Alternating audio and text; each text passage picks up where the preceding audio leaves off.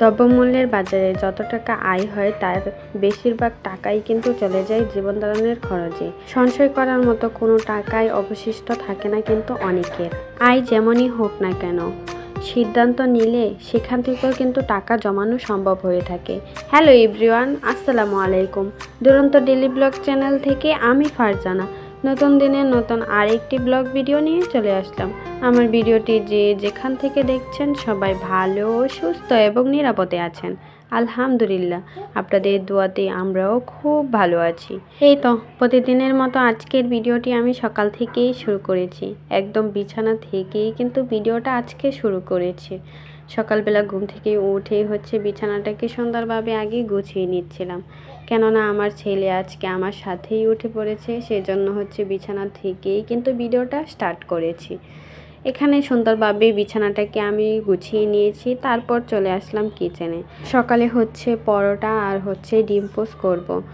আর আজকে খুব তাড়াতাড়ি ঘুম থেকে উঠে পড়েছিলাম, অনেক সকাল সকাল, তার জন্যই একটু গ্যাসটা পেয়েছি। তার জন্য এখানেই রান্নাটা শুরু করে দিয়েছি। আমাদের দিকে কিন্তু 6টা বা 7টার পর থেকে গ্যাসটা থাকে না। তো আজকে অনেক তাড়াতাড়ি ঘুম থেকে উঠে পড়েছিলাম, তার জন্যই একটু গ্যাসটা পেয়েছি। এখানে আমি ডিমটা বেজে নিচ্ছিলাম, মানে ডিম ফুস করে নিচ্ছিলাম তাহাসানের জন্য। হাঁসের ডিম তার বাবা নিয়ে আসছিল, সেখান থেকে একটা ওকে ফুস করে দিচ্ছিলাম। আর ও কিন্তু এখন হাঁস আর মুরগির ডিমটাই বেশি দিয়ে থাকি, মানে পোলট্রি মুরগির না, দেশি মুরগির ডিমটাই বেশি দিয়ে থাকি। আর তারপর এখানে পরোটা আমি বেজে নিচ্ছিলাম। তোমরা অনেকেই বা জানো যে আমি কম তেলে কিন্তু পরোটা বা যে কোনো খাবারেই কিন্তু খেয়ে থাকি। অল্প তেল খেলে কিন্তু স্বাস্থ্যের জন্য অনেক বেশি ভালো হয়ে থাকে। আর বেশি তেল খাওয়াও কিন্তু স্বাস্থ্যের জন্য ক্ষতিকর, তার সাথে কিন্তু সংসার খরচটাও বেশি হয়ে থাকে। তার জন্য আমি সবসময় অল্প তেল দিয়েই কিন্তু রান্নাটা শেষ করার চেষ্টা করি।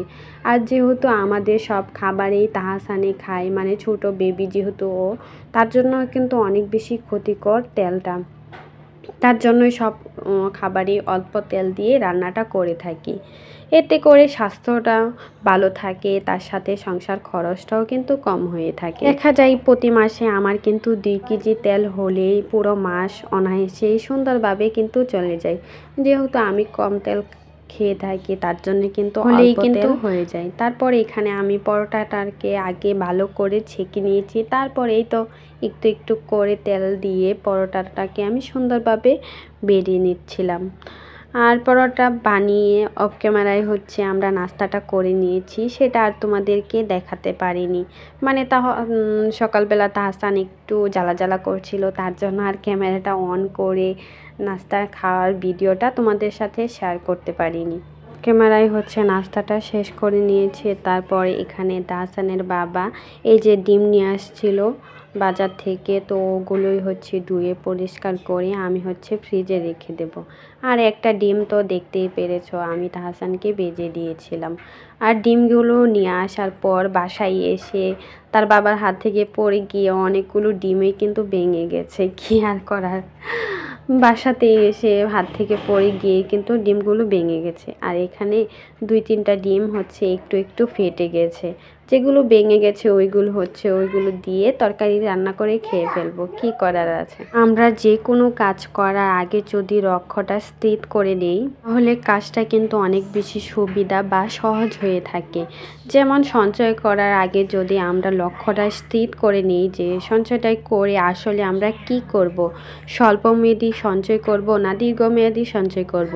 স্বল্পমেয়াদী সঞ্চয়টা যেমন 1 বছর বা 1.5 বছর টাকা জমিয়ে ঘরের জন্য কিছু কিনবো বা সংসারের প্রয়োজনীয় কিছু কেনাকাটা করব, এটাকেই বলে কিন্তু স্বল্পমেয়াদী সঞ্চয়। আর দীর্ঘমেয়াদী সঞ্চয় দীর্ঘদিন, যেমন 5 বছর 10 বছর টাকা জমিয়ে জমি কিনবো বা ফ্ল্যাট কিনবো বা বাসা বাড়ি কিনবো, এটাকেই বলে কিন্তু দীর্ঘমেয়াদী সঞ্চয়। টাকা জমানোর আগে যদি লক্ষ্যটা স্থির করে নেওয়া হয় যে আসলে আমি টাকাটা জমিয়ে কি করব, তাহলে কিন্তু অল্প অল্প আয় থেকেও অনেক টাকা মাসে বা বছরে জমানো সম্ভব হয়ে থাকে।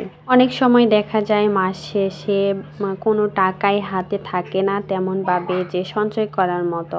আমরা যদি মাসের শুরুতে বেতনটা পেয়ে 1000, 1500 বা 2000 যেমনই পারি না কেন খুচরা টাকা আগে একটা মাটির ব্যাংকে বা এমনি আলাদাভাবে করে রেখে তারপর বাজারের লিস্টটা করে থাকি, তাহলে কিন্তু অবশ্যই সঞ্চয় করা সম্ভব হয়ে থাকে। সে অল্প টাকা থেকেও কিন্তু সঞ্চয় হয়ে যায়। তো আগে কিন্তু লক্ষ্যটা স্থির করতে হবে যে আমি সঞ্চয়টা করে আসলে এই কাজে লাগাবো বা এই কাজটা করব, তবেই কিন্তু যে মনের একটা টান বলো বা চিন্তা বলো সেখান থেকেই কিন্তু এই টাকার জমানো চিন্তাটা থেকে যায়। তো ওভাবে করেই কিন্তু মাসে 500, 1000 টাকা করেও রাখলে কিন্তু বছরে অনেক টাকাই জমানো যায়। তো সেটা দিয়ে কিন্তু অনেক কিছুই করা যায় বা সংসারের প্রয়োজনীয় জিনিস কেনাকাটা ও করা যায়। এভাবে করেই কিন্তু অল্প টাকা থেকে বুদ্ধি খাটিয়ে টাকাটা সঞ্চয় করতে হবে। তারপরে এখানে দুপুরে রান্না করার জন্য প্রস্তুতি নিচ্ছিলাম। দুপুরে শাক রান্না করব, ভর্তা করব, তার সাথে একটু ডাল রান্না করব। তো আমি এখানে আজকে শ্যাপা শুটকি ভর্তা করব। তো আগে এগুলো বেজে নিচ্ছিলাম। আর অনেক ভিডিওতেই দেখিয়েছি আমি ভর্তাটা কিভাবে করে থাকি। তো এত কিছু আর ডিটেলসে দেখাইনি, কেননা ভিডিওটা অনেক বেশি বড় হয়ে যায়। আর বড় ভিডিও কিন্তু অনেকে আপুরা বা ভাইয়ারা দেখতে চায় না, তাই একটু একটু ক্লিপ নিয়ে তোমাদের সাথে শেয়ার করি। তো সারাদিন যতটুকু কাজকর্ম বা সংসারে যা কিছু করি সেটাই কিন্তু প্রতিদিন তোমাদের সাথে শেয়ার করে থাকি। তো প্রতিদিনের মতো আজকেও তোমাদের কাছে একটা অনুরোধ করে নিচ্ছি, আমার প্রাণপ্রিয় আপু ভাইয়ারা, জানি না আমার ভিডিওটা এখন পর্যন্ত কে কে দেখছো, কিন্তু একটা লাইক দিতে ভুলে গেছো। প্লিজ একটা লাইক দিয়ে আমার ভিডিওটি সম্পূর্ণ দেখার অনুরোধ রইল। আর যারা আমার চ্যানেলটাকে নতুন ভিজিট করেছো, চ্যানেলটাকে সাবস্ক্রাইব করে আমার পাশেই থেকে যেতে পারো। আর যারা অলরেডি আমার চ্যানেলটাকে সাবস্ক্রাইব করে আমার পাশে আছো এতদিন আর এত এত ভালোবাসা দিয়েছো, তোমাদেরকে অসংখ্য ধন্যবাদ। সব সময় আমার পাশে এভাবেই থেকো। আমিও কিন্তু সব সময় সবার পাশে থাকার চেষ্টা করি। আর সবার ভিডিও কিন্তু আমি ফুল ওয়াচ করি আর লাইক দিয়ে ভিডিওটা কন্টিনিউ করি। তো এখানে আমি শুটকির ভর্তাটা অফ ক্যামেরায় করে নিয়েছি, এত কিছু দেখাইনি তোমাদেরকে। তারপর এখানে শাকটা রান্না করে নিচ্ছিলাম। আর এই শাকটা আমার অনেক বেশি পছন্দ, তোমরা তো সবাই জানো এই শাকটা কতটা বেশি পছন্দ। তো শাকটাও আমি রান্না করে নিচ্ছিলাম। আমরা অনেকেই কিন্তু মাস শেষে টাকা না থাকার কারণে কিন্তু সঞ্চয়টা করতে পারি না। সব সময় সবাই যদি সঞ্চয় করার ইচ্ছা থাকে, তাহলে মাসের শুরুতে কিছু টাকা এক্সট্রা আলাদাভাবে রেখে তারপর বাজারের লিস্ট বা খরচটা করে থাকি, তাহলে কিন্তু অনায়াসেই কিন্তু আমরা সঞ্চয়টা করতে পারি। আর এভাবেও যদি সম্ভবটা না হয়ে থাকে, তাহলে কিন্তু আমরা যে বাহির থেকে আসি, বাজার করে নিয়ে আসি বা এমনিতে বাহিরে খরচটা করে থাকি, সেখান থেকে এসে যদি কিছু টাকা খুচরা যে টাকাটা থাকে পকেটে, সেখান থেকে যদি খুচরা টাকাটা আমরা সঞ্চয় করে রাখি প্রতিদিন করে, তাহলেও কিন্তু বছর শেষে অনেক টাকাই জমানো হয়ে থাকে। তো এভাবে করেই কিন্তু সংসার থেকে টাকাটা জমাতে হয় বা সঞ্চয়টা করতে হয়।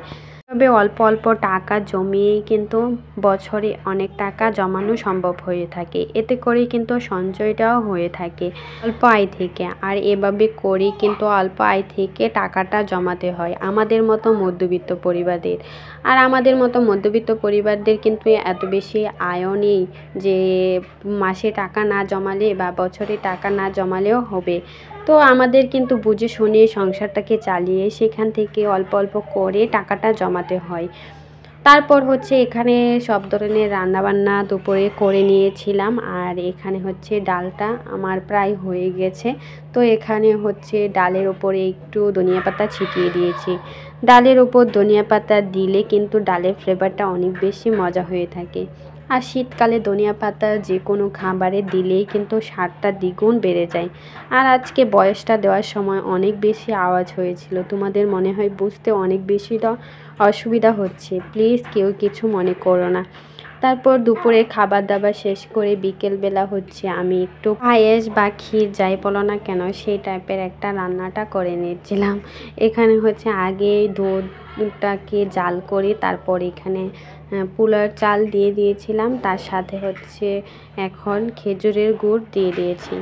আর আমি কিন্তু তেমন একটা রান্না বান্না করতে পারি না, যতটুকু শিখেছি আমার শাশুড়ির কাছ থেকে বা ইউটিউব দেখে দেখে কিন্তু অনেক কিছুই শিখেছি, অনেক আপুদের ভিডিও দেখি, তো ওদের কাছ থেকেই কিন্তু অনেক কিছু শিখেছি।